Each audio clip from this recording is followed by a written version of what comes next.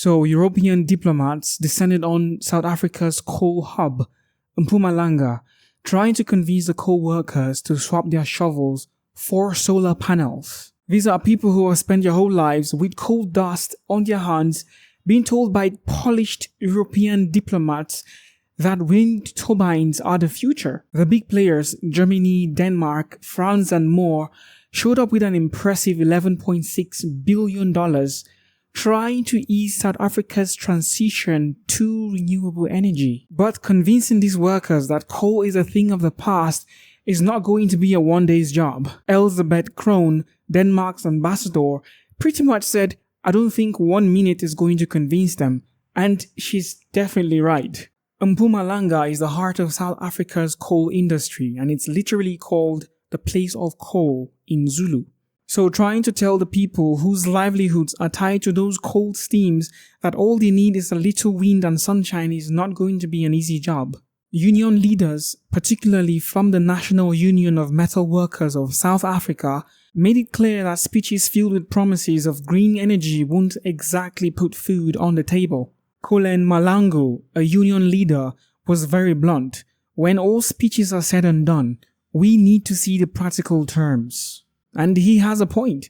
With over 90,000 coal jobs in South Africa, plus thousands more who depend indirectly on the coal economy, this isn't just about switching from coal to clean energy. It's about not leaving an entire province unemployed.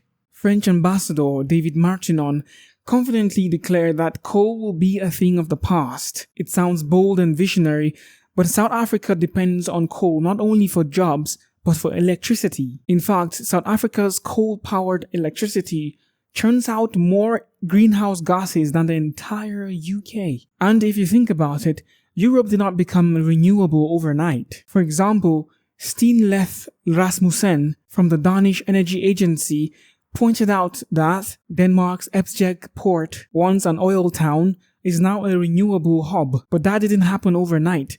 It took a lot of time, investment and convincing. They had to build the infrastructure, retrain workers and have a solid plan. So South Africa deserves no less. The heart of the issue is not just the environment, it's the people.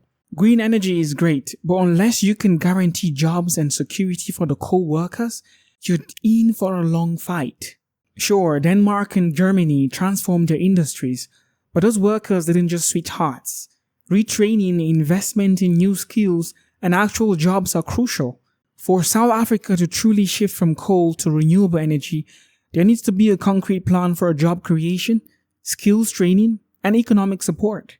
Workers in those crucial areas can't afford to just trust the process. They need to see tangible benefits, not just a future filled with solar panels and wind turbines. South Africa has something that Europe didn't have when it started its renewable journey.